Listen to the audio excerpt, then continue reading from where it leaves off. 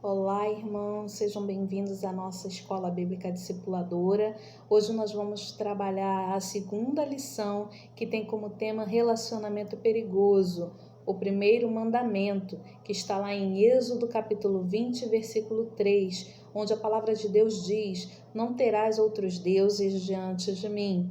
E o autor da lição, ele começa falando da parábola do filho pródigo, que está descrita em Lucas 15, de 11 a 32, e sobre como o Senhor Jesus ele usa essa parábola para servir de alerta aos seus discípulos, também para demonstrar a preocupação, a profunda preocupação que o Senhor tem com a nossa integridade física, moral, psíquica e espiritual. A sua intenção é nos advertir do perigo que existe em nos relacionarmos com quem quer que seja diferente dele. Quão grande é o risco de entregar nossa fidelidade e dedicação a deuses que na verdade nunca existiram. O primeiro mandamento é a manifestação do amor de Deus ao seu povo. O primeiro mandamento é um alerta. Se optarmos por Deus, teremos guarda, carinho e salvação.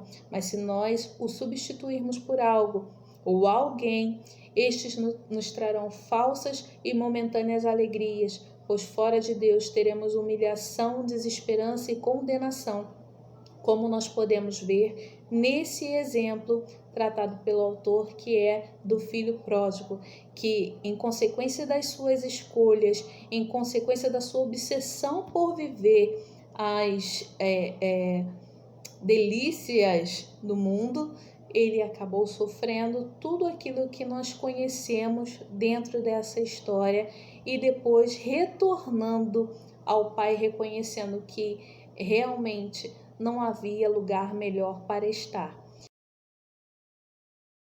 Nesse ponto 1, o autor ele fala sobre o relacionamento com Deus e deuses na Bíblia, nos exemplificando como ocorria naquele tempo o relacionamento das nações, dos outros povos com os seus deuses, e como Abraão ele então é apresentado ao Senhor, que lhe chama para uma jornada de fé e que assegura que será o seu Deus e que vai protegê-lo e livrá-lo diante de todas as adversidades.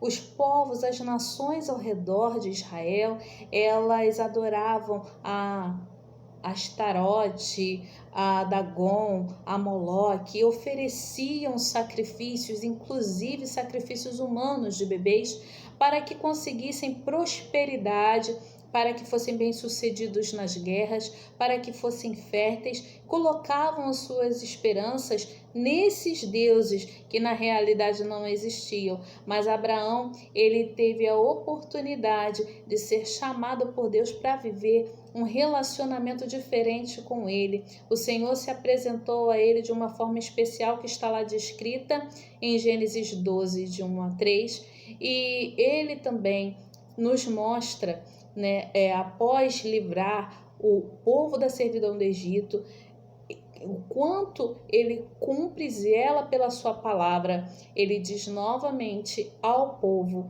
eu sou o Senhor teu Deus. Deus exige de nós exclusividade quando ele nos diz: não tenham outros deuses.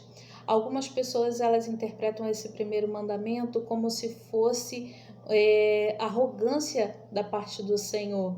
Mas nós podemos entender o seguinte: uma pessoa arrogante, alguém arrogante, ele apresenta algo que ele não é capaz de fazer.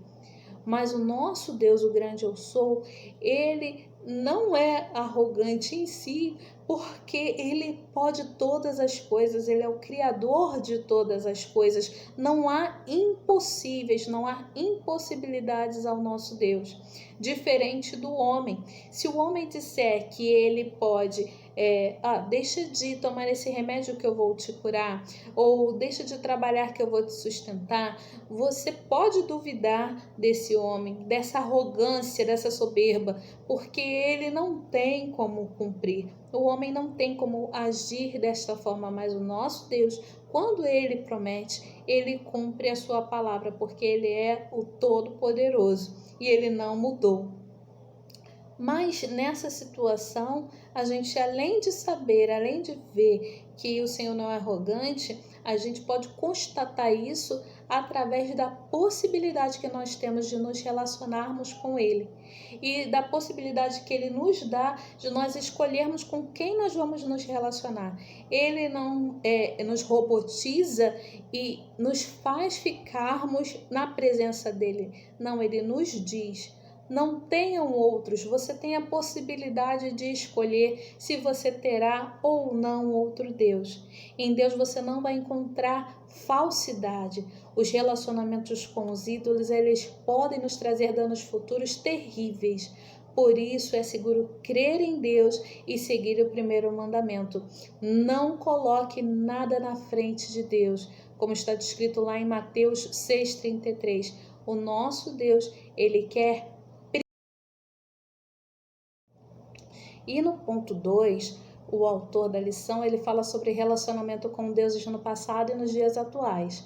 Ele lembra que hoje em dia nós ainda temos muitos povos, tribos e nações que se prostram diante de deuses de pedra, de madeira, de metal, e que o cristianismo fez com que essa prática ela diminuísse. No entanto, não a extinguiu.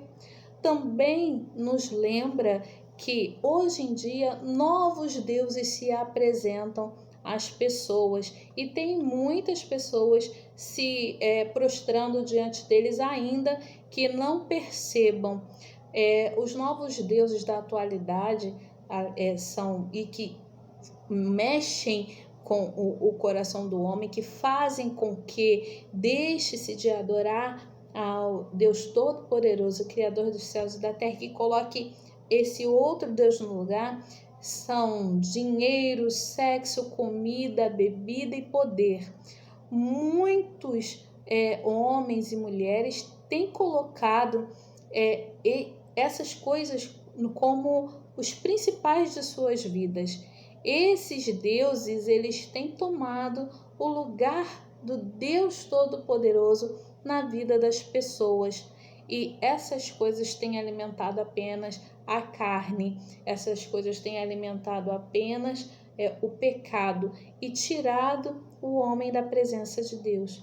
Infelizmente, nós vemos o resultado dessa idolatria, dessa prática em vários pontos, várias vivências, inclusive dentro das nossas igrejas, quando nós vemos que tem muitas pessoas que, por exemplo, brigam umas com as outras por conta de opiniões políticas, como, por exemplo, nós vemos outras pessoas que deixam de ir aos cultos por conta de um jogo de futebol, por conta de uma partida que considera importante, de um campeonato. Nós vemos o aumento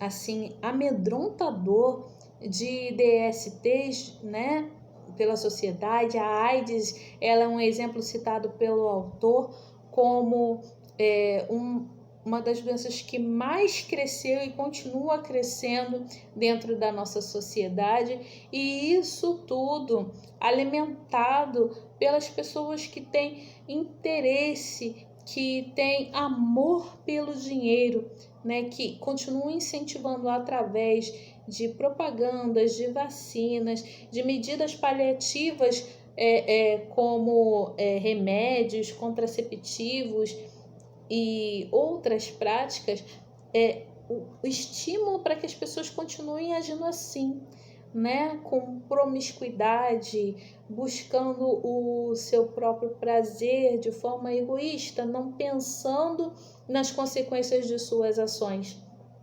Nós temos o dinheiro que financia o poder bélico, nós temos o dinheiro que financia a morte de inocentes, esse fanatismo que atinge milhares e milhares de pessoas no mundo, que faz com que o mundo esteja em guerra, como nós vemos atualmente.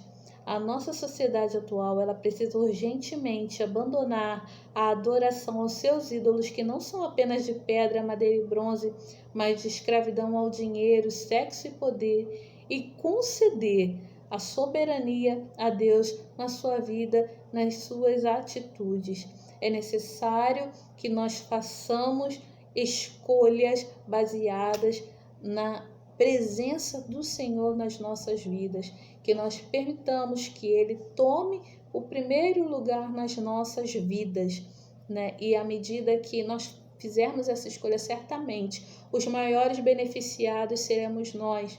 Se nós nos voltarmos para o Senhor, nós não vivenciaremos essas questões. Alguém que respeita os princípios de Deus não teme, por exemplo, a questão de uma doença sexualmente transmissível, porque é fiel e dentro do matrimônio, dentro dos padrões do Senhor, essa possibilidade ela não existe entre o casal, e o Senhor honra aqueles que o buscam. O Senhor faz valer a sua palavra porque Ele é fiel. Vamos ao ponto 3.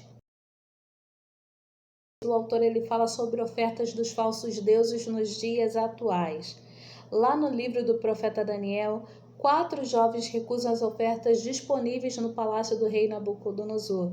Muito provavelmente nos dias de hoje, os adoradores de deuses diriam que neste ato estariam recebendo suas recompensas, afinal, estavam saboreando finas iguarias.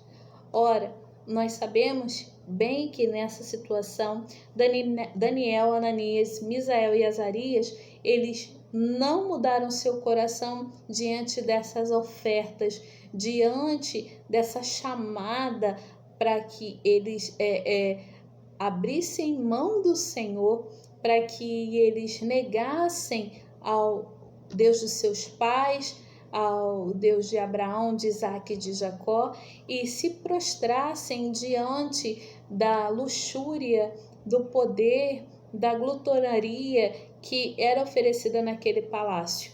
Então nós temos ali o exemplo de 4 jovens que continuaram com a sua firmeza, com a sua escolha voltada para o único Deus, o único e suficiente Deus ali também na vida deles, que demonstrou para aquele povo durante a conduta, a vivência, as experiências desses jovens que ele era o único Senhor a quem todos deveriam temer.